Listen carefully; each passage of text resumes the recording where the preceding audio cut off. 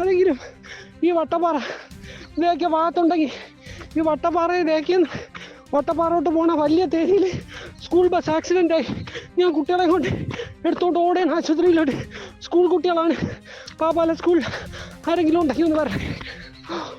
കൊല്ലം നിലമേലിന് സമീപം വട്ടപ്പാറ വെയ്ക്കൽ റോഡിൽ school bus മറിഞ്ഞ് അപകടം. നിരവധി കുട്ടികൾക്ക് പരിക്കേറ്റു. കിളിമാനൂർ പാപ്പാല വിദ്യാജ്യോതി ഇംഗ്ലീഷ് മീഡിയം സ്കൂളിന്റെ ബസ്സാണ് അപകടത്തിൽപ്പെട്ടത്.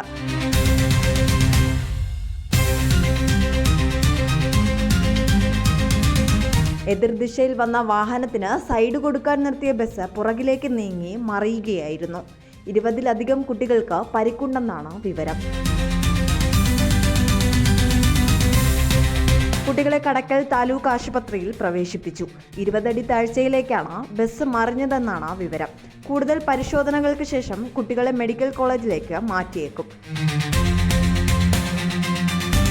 കുട്ടികളുടെ പരിക്ക് ഗുരുതരമല്ലെന്നാണ് സൂചന.